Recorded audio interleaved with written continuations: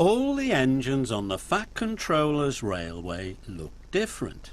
Can you tell who this is? This engine has 2 big pairs of wheels, 5 small pairs of wheels, and a tall, thin funnel.